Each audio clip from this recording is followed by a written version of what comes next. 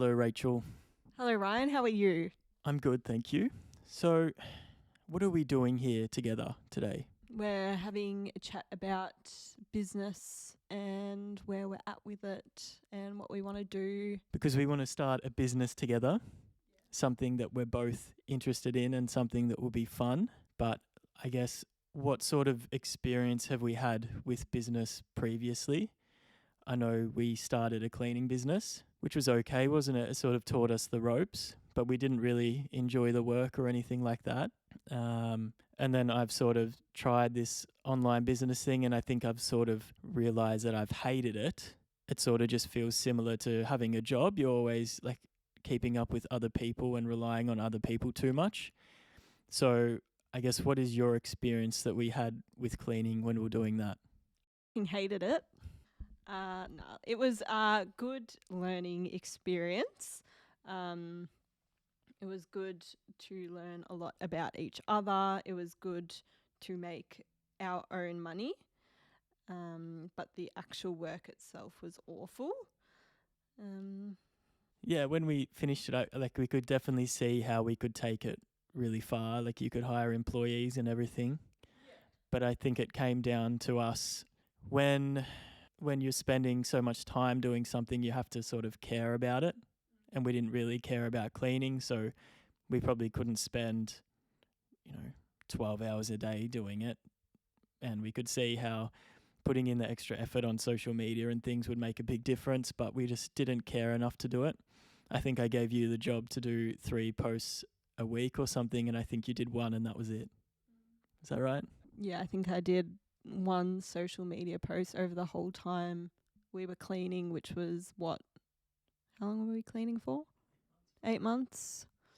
Yeah, so yeah, the passion wasn't there. We just wanted to make some extra money to save. But yeah, it would have been a great business to grow, but we just didn't love it enough and gave it up. Yeah, and it was fun, like the whole not having to like listen to somebody to suit your schedule. You sort of made people fit in with what you were doing. I think we really enjoyed that part, and that's something that we want to have again. I guess currently for work you are a nurse and I am an IT person, and it's very rigid in terms of what time we have to be there and how long we have to be there and things, and I don't think we really enjoy that. So having something that gives us a bit more freedom would be lovely. Do you have anything you want to add to that? No? I guess then what sort of sparked this sort of niche around what we're going into now, which is sort of like natural products, sort of things that are good for you. I think I can think of 2 major sort of turning points that sort of triggered this little niche exploration. Do you think you know what they are? So I think the first one was the book about Jaws, and I think the second one was about Tilly's dog food. Do you want to explain a little bit about that? I think we have just come to the realization that lots of things in our day-to-day life are just there to make us actually more unhealthy, and we're just very aware of those things. As Ryan was saying, there's a book called Jaws, and it's pretty much all about our mouths and how they have developed over time from when we were Neanderthals to now. And basically all the soft food and processed food we're eating is making our jaws smaller, which is resulting in mouth breathing, which is not good for us. And about Tilly's dog food, basically kibble is just money making. It's full of shit, and we don't want to feed our dog shit, pretty much. It's if you're interested, we can put some links down below for you to have a bit of a listen and watch what's in dog food, but it's pretty disgusting. I think, we're super aware of what we put in our bodies, what we put onto our bodies, and we're aware that a lot of advertising out there and marketing, it's just that. Just because a brand says it's good for you, it doesn't mean it is. And we always just like to double check everything, and what's a better way to have something natural if you're going to make it yourself. It's the best the best option. Yeah, no, that was very, very good. Yeah, it's sort of interesting when you get a dog or someone else gets a dog, like the first thing they get is like a bag of kibble or something like that. And if you actually take some time to even just Google's like the most biased search engine there probably is. But if you just ask, is kibble good for my dog? Basically nothing is going to say yes, apart from veterinary, but obviously they're getting funding to say that. But yeah, it's weird that it's considered strange for us to feed our dog food that we cook or we get someone else to cook that's like actual ingredients. Like that's considered weird. But giving your dogs kibble that contains like meat byproducts that have been sitting out in the sun and rotting and just filled with heavily processed foods, like that's considered the norm.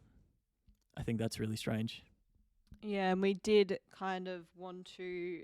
We were dabbling in the business of making dog food, but I think we've come to, like, it's not, the book isn't closed, but for now we've come to the conclusion that the competition is very, very good. We haven't found anything wrong in the competition. That already is some very good homemade dog foods, and we just want to see, explore that more later on. But for now, we can't really push into that market. Apart from cats, there seems to be no option for cats. No one really gives a about cats, is what I've come to realize. So maybe there's something there later down the track with cats, but who knows. In regards to our previous businesses being the cleaning and then also website building / IT things, I think the best businesses come from either going off one of your passions or your passions or solving an issue. And so I had a skin issue for probably the last 2 or 3 years of my life. And I had incredibly itchy skin to the point where it was unbearable and you'd just scratch all my skin up. So I'd be constantly covered in cuts and scratches. And I don't think I've ever had a shower for the last 2 years where it hasn't stung when water touched me. So we sort of like looked at the market a little bit. I tried some man-made synthetic products and they always just, pumped full of chemicals. Prescriptions, I think some of the side effects of one was that I could potentially turn blue, which obviously if something's going to turn you blue, it's probably not the best for you. So we sort of explored the range. This is when we got into like eating a lot more meat and a lot more healthier products, sort of exploring like the sort of skincare that's all natural as well. We sort of made some of our own products and that solved my skin issue within like 2 to 3 days. So I guess that's sort of where the passion / problem solving has come from. And we're sort of exploring how to turn that into a business. We've sort of come up with our first version of the product, which is like the proof of concept, which sort of fixed my issue. And now we've moved on to the version 2. Do you want to explain a little bit about how that's different from the first version? The product, basically the product, the first time, I feel like we probably rushed it. We just found the first, we just looked into it very briefly and then tried to make it our own, and we made it and it was good. It solved Ryan's skin problems, but there was some flaws to it. So making it a second time, we really took our time. It took us days to get it right, to make it. We had to purify the product, which took quite a while, and we wanted to also give it other benefits through essential oils. Can I say that? Or just make it. We just wanted to improve it the best we can, and I think we've kind of nailed that now through spending some time perfecting it. And then we've also wanted to get some feedback. So we've made a fairly large batch that we'll send around to family and friends, get their feedback on it, and then reiterate again and just make it the best that we possibly can. We're also up to sort of brainstorming and coming up with names. We don't really want to spend too much time on that. I think coming up with like the minimum viable product, just getting something out there is pretty key. And then we can just obviously evolve those things over time. So that's the plan for this week, is to come up with product designs, names, logos, get all that stuff finished, and then we can get focused on the more important things. Is there anything else you want to add? I disagree. I want to focus more on names. I know Ryan here wants to just get a name out there, get it going. I think a name of a product is extremely important. It has to represent not only the brand, but the people who make the brand.